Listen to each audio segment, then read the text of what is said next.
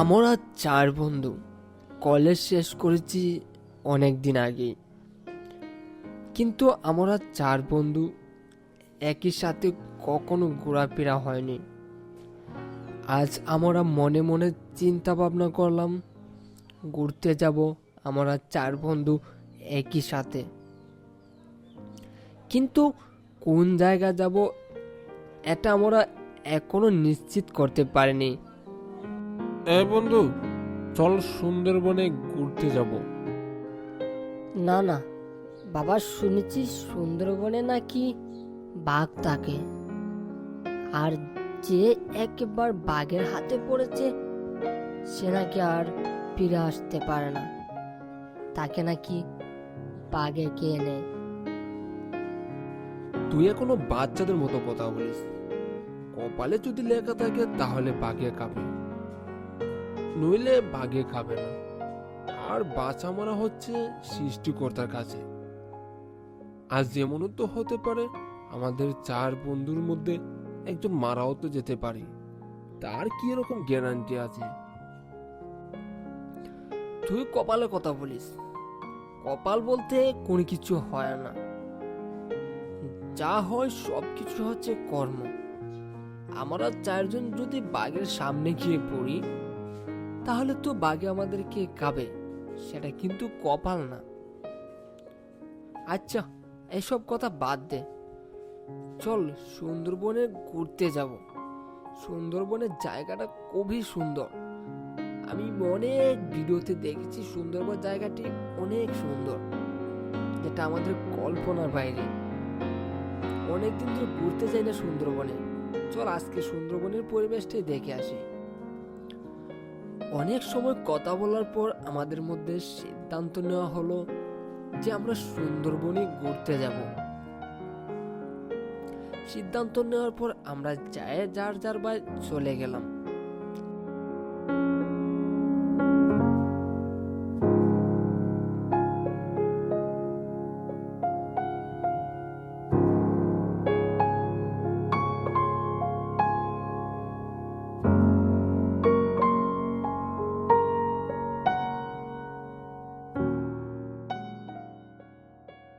সন্ধ্যাবেলা আমরা বাসের জন্য অপেক্ষা করতেছি, যে কখন আসবে বাস আর আমরা কখন যাব সুন্দরবনে ঘোরাতে। কিছুক্ষণের মধ্যেই একটি বাস চলে আসলো, আর আমরা সেই বাসের মধ্যে সবাই উঠে পড়লাম।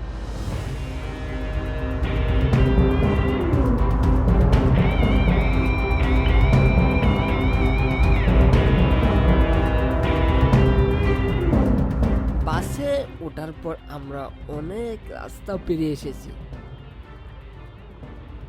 আমরা প্রায় সুন্দরবনের কাছে পৌঁছে গেছি।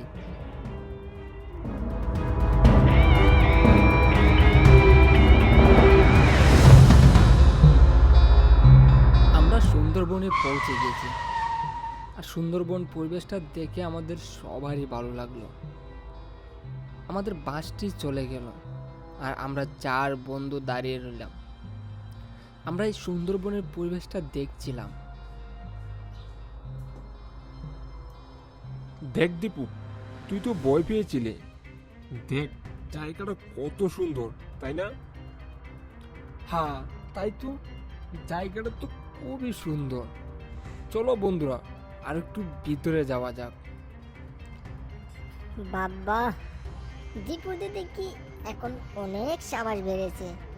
আর যা বলিস তোরা। এই কথা বলে আমরা চার বন্ধু হাঁটতে শুরু করলাম। আমরা হাঁটতে হাঁটতে প্রায় বনের গভীরে চলে আসলাম। এদিকে সন্ধ্যা হয়ে আসতেছে, কিন্তু আমাদের ভিতরে কোনো ভয় নেই, কারণ আমরা মনের আনন্দে এখানে ঘুরতে এসেছি। এমনকি আমাদের কারোর ভিতরে কোনো ভয় নেই। আমরা চার বন্ধু মনের আনন্দে ঘুরতে এসেছি। স্বাভাবিক আমাদের কারো ভিতরে কোনো ভয় নেই। আমরা হাঁটতে হাঁটতে প্রায় বনের গভীরে চলে আসলাম।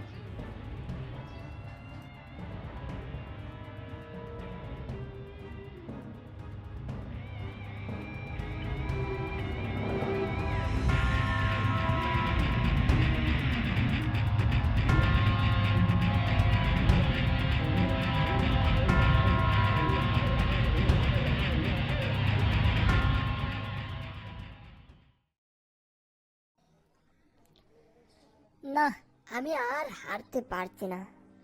হাঁটতে হাঁটতে প্রায় অনেক রাস্তা পেরিয়ে এসেছি। মনে হচ্ছে জঙ্গলের মাঝ রাস্তায় চলে এসেছি আমরা। আমার খুব খিদে পেয়েছে।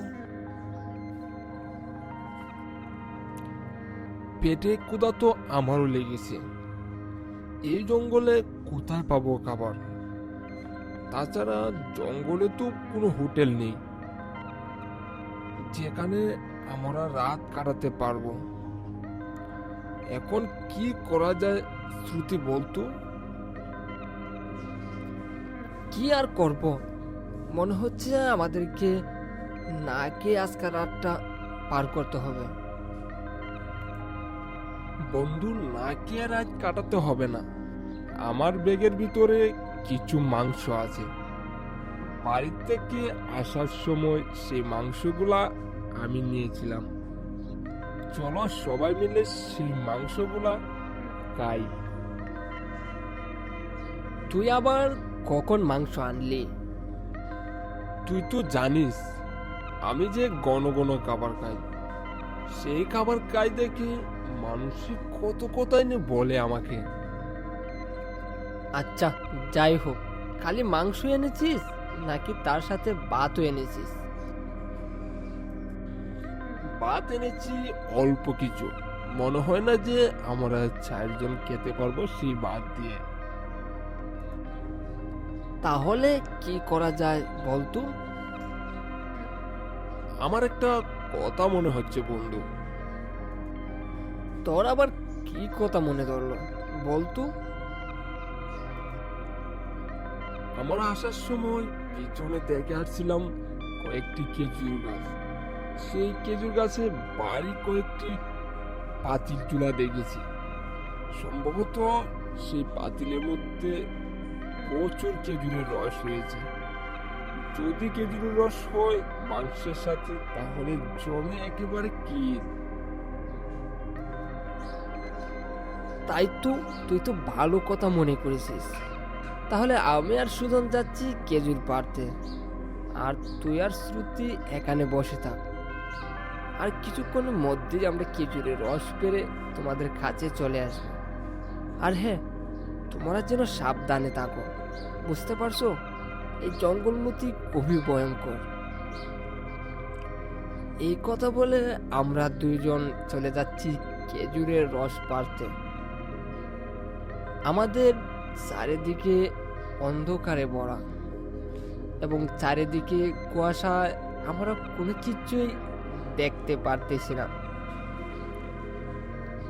আমরা হাঁটতে হাঁটতে প্রায় খেজুরের গাছের দিকে পৌঁছে গেছি।